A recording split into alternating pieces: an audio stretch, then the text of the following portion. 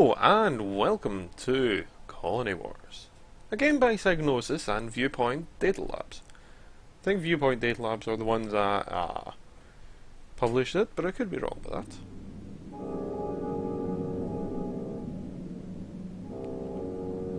that. But I remember this game. It's like the third or fourth game I ever got. But yes, this will be a mini LP for me going on holiday basically, and I'm going to try and do something a bit different with this. We'll get to that later. When I was very young, the Earth Empire controlled the skies. The Tsar and his battle fleet saw everything, knew everything, punished everything. Why, even devotion? Those of us in the colonies never imagined there could be another way. But then, the real slaughter began.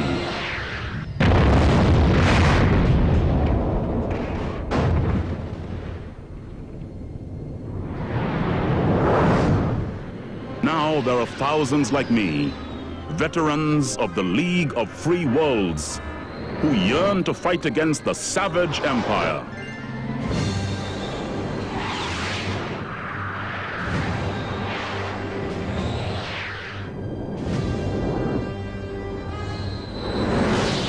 Who are so evil they turn twice.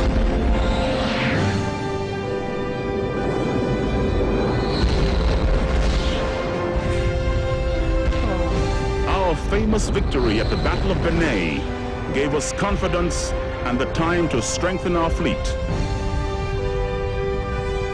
And it gave our leader, the father, some reason to believe in the future. That guy has a seriously great voice. Someone thought it was J.R.L. Jones. I can't remember who. I think it was a comment I saw on the cutscene videos. It's like, no, that's not J.R.L. Jones, but that would be cool. It's some guy with a really deep voice just like that guy. But yeah, I think what we'll do in this episode is just go through all the flight training and weapons training, and then the next episode we'll basically start the missions, which are very short.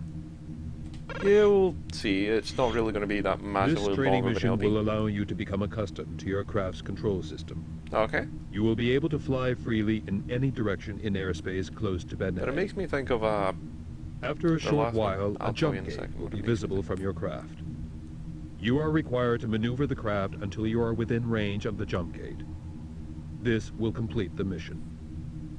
Okay, but what I was saying is, it makes me, what was I going to say? Yeah, the intro video makes me think of a promotional video for the League of Free Nations informations. No, League of Free Nations, or Free Worlds. But yeah, let's continue.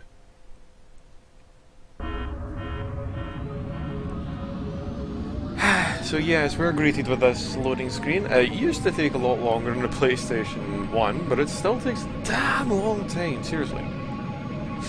You'll see what I mean. Sitting there going, you're gonna, oh right, it doesn't actually take that long for this. Welcome to your craft, pilot. Use this time to familiarize yourself with the controls. Okay.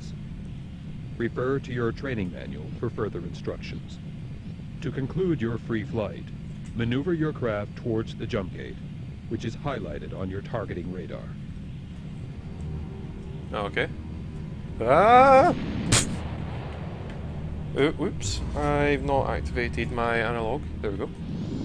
So yeah, R1's to accelerate or thrust forward. You can only go at a certain speed, of course, like most flight games. And then when you let it go, it slows down. But also, if you look at that, it's still on inertia. Still slowly drift. But, so you never completely come to a stop. But it's not really proper Newtonian physics. So yeah. The fastest way of making a turn is not just to turn while accelerating, it is to let go. And I've also found it's also faster to let go than reverse. So you kind of go turn, let go, reverse, like that. It could just be me trying to travel in the same direction. Then you can fire like that. But yeah, L2 is to Control to the left, and R2's to the right, of course. What else? Analog sticks up, down, left, right. Pull back to pull up. We've not got weaponry right now, so we can't really display that. We'll get to that afterwards. So yeah. They'll just fly towards this wormhole and we'll get out of here. Later on is when they get a bit trickier. And you'll see what I mean.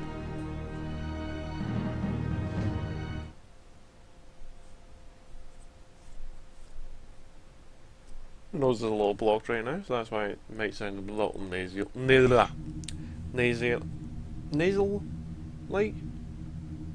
that's it. Might sound a bit more nasally than normal.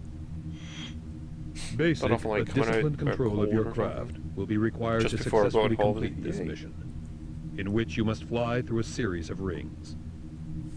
As your craft passes through each ring in the correct sequence, the ring will change color. Once your craft has passed through all rings in the correct sequence, a jump gate will open. Head for this to end the mission. Okay. The standard flight ring mission. You know, it seems that every game has a flight ring mission when it's a simulator. One form or another, it'll be there. Apart from in Free Space didn't really have it. Nor did Freelancer. I'm just talking on your radar. Oh, okay. Head for the next ring.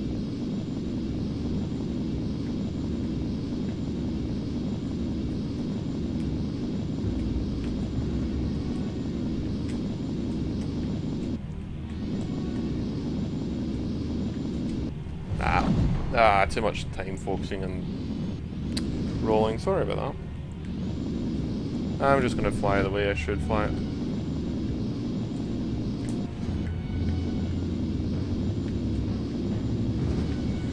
So yeah, ring sections, they're, I find they're okay, I like them. I kind of enjoy the idea of testing your flight capabilities.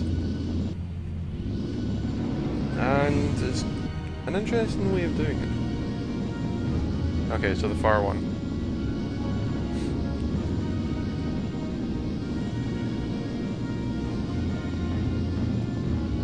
And the more complicated, the better. In my opinion. As long as they're simple to understand where you're meant to be going.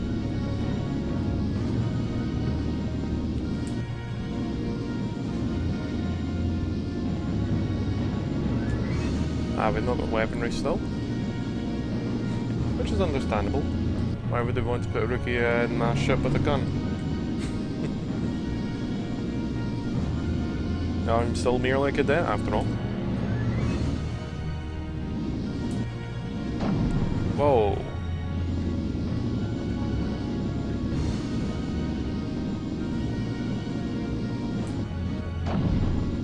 All rings traversed. Head for the jump gate to complete the mission. Okay, sure. And then the next one, I believe that we're actually to follow behind someone and tail them. I could be wrong, but if memory serves me, that's what it is.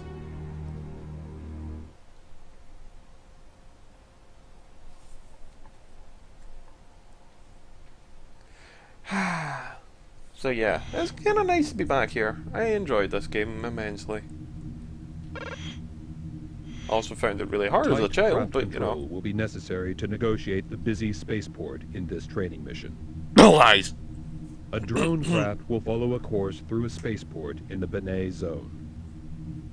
Closely pursue the drone, which we highlighted on your scanner, as it approaches a jump gate. Avoid other vessels.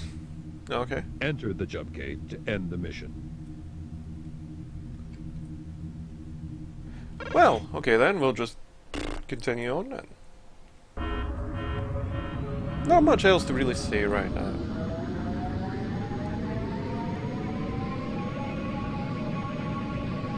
I mean, currently not much is really happening, to be honest.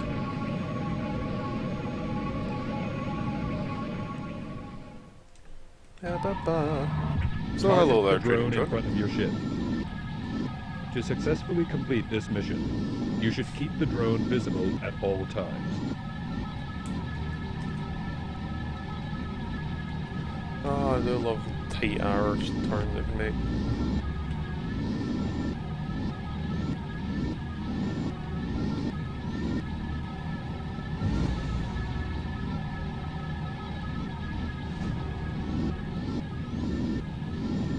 So yeah, I remember going through this as a child. At the time I was like, oh my god, I can't fly, and just, you know, crashing everywhere. Done all these flight missions, or started to do all these flight missions, failed this one horribly because I kept thrusting. And gave up on doing the training missions and went directly into the game. So yes, I was never always the kind of pilot I am today. Hey, I hear you at the back, mocking. Crumble, crumble. Man. So which direction now? Up? Yeah. That was an asteroid just below us.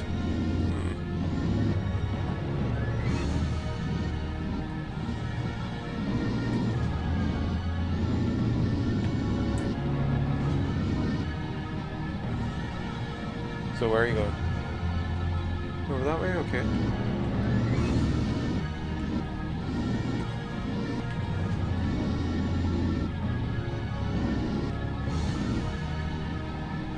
Which way now? Okay, I think we're quite close to it now. No?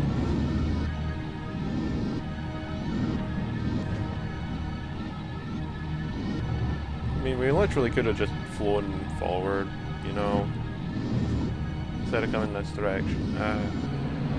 God damn it, training, John.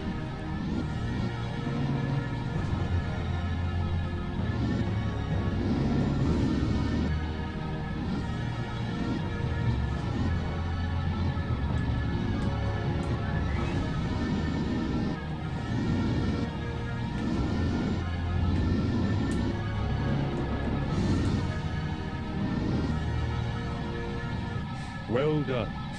You have passed your flight training. Woo! Now move on to combat training missions. Huzzah! We're now going to be getting a gun and we can fire it and yes. So, whew. It definitely brings back old memories. It's nostalgia and a half. This game is just like pure, unadulterated, condensed nostalgia.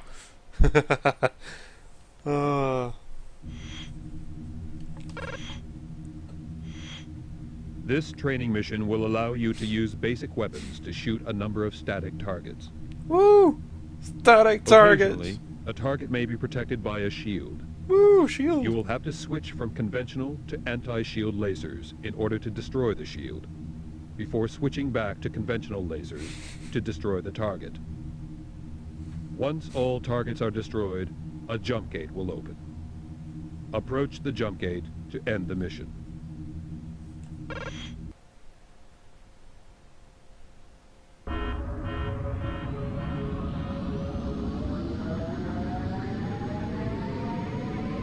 So yeah, I find this craft interesting. I don't know what to say about it. It's just, I wonder if it's meant to be like an old fighter craft, but they've just decided.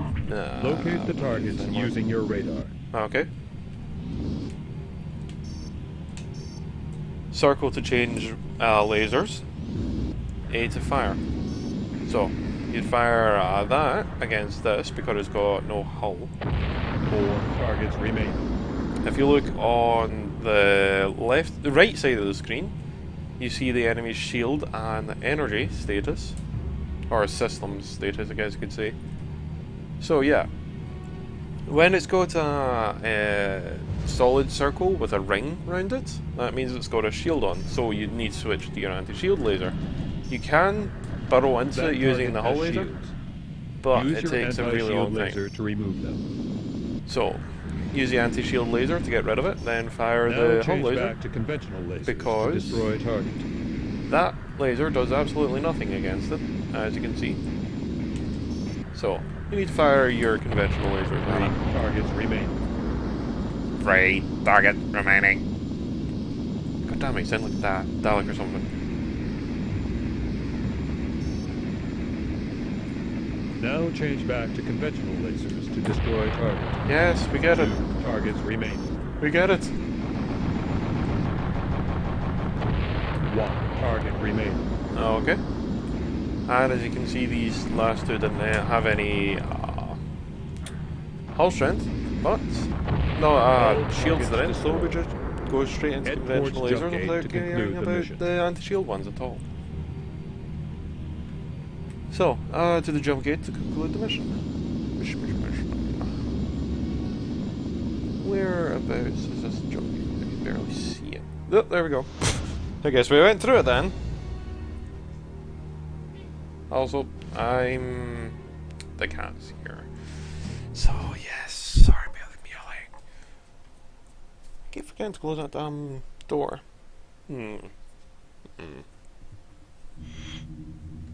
Anyway, weapons training intermediate. I'm gonna guess this is for Drone missiles. craft will act as slow-moving targets in this training mission close to the planet Fortuna. You will be required to follow their course, attempting to destroy them using your conventional lasers. The drones will be protected by shields. Consequently, anti-shield lasers will also be required in order to break down their defenses. Not necessarily, you don't require Once them. all drones are destroyed, a jump gate will appear. Enter the jump gate to complete the mission. So one thing you forget, you don't necessarily require them. But hey, that's just me. It takes a long time without them, but you don't require them. They're not mandatory.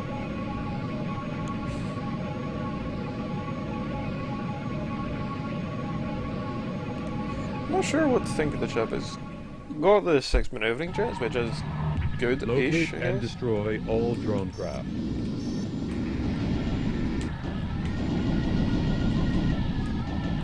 This change makes me back think to a lot of the conventional vampire of destroy this ship because of the single laser.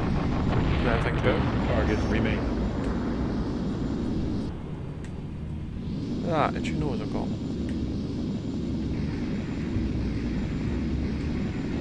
So yeah, we don't get any lead indicator at all. So we just have to fire as best we can. Now change back to conventional lasers to destroy targets. Okay, thank you. You don't have to tell me. I can work it out.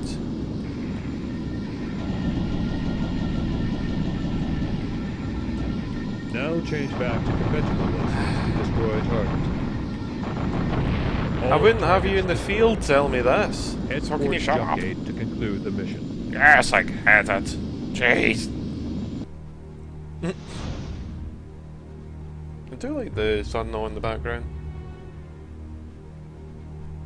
Seems very active though.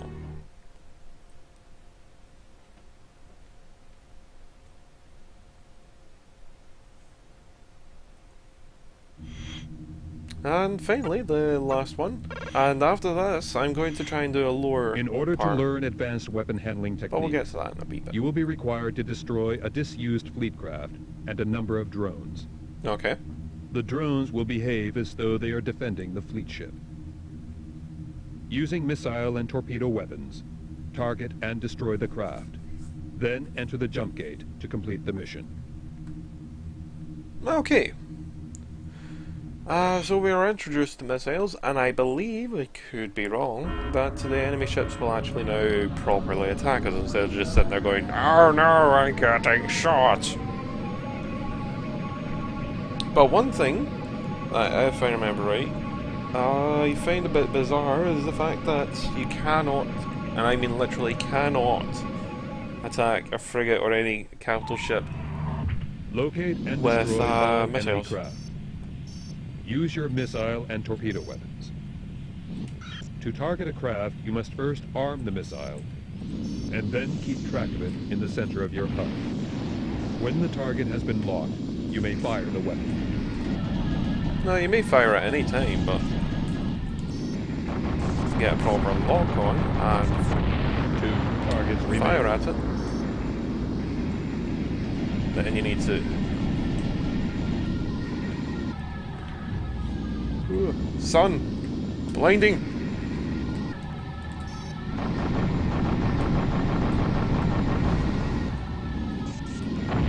There we All go. drones destroyed.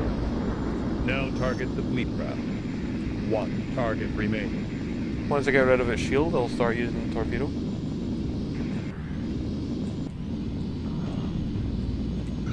Target located. Keep it in the center of your target. Also, ignore that crackling, that generally does happen in Colony Wars. It's probably, I don't know if this is for certain, but I think it's to do with the SPU not really being up to date at the time. Because I think the SPU was 8-bit, I could be wrong, but I believe that's what it was. I know it had a really low sampling rate, so anything high pitch just sounds horrible on it. No, it must have been 6. 8-bit sounds a bit too low. Must at least be CD quality because I could play CDs. Well, I could only really play CDs though when it wasn't. Well, you know what I mean anyway. But let's have a quick look for that craft in the database.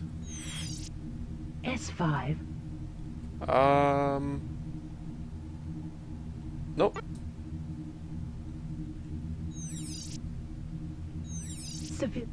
Okay, see, I'll get to those later when they come to be appropriate. So yes, we'll have a look at the Galvanized system instead. Actually, you know what? I'll do that in the next episode because I think that most people would have disappeared by now. So I think I'll leave it there, and until next time, all the best, and I hope you enjoyed, and I hope you're looking forward to this as much as I am. Because I'm actually going to plan on doing something afterwards, which is kind of a choose-your-own-story book, effectively. Because you know how you get choose-your-own stories and you go, so which way did this path go? Did they manage to do this, or did they do this? Normally it's more along the lines of, hey, should you go after the troll and try and kill it, or will you run away from the troll? Where 90% of the time the right answer is run away from the damn troll. But hey.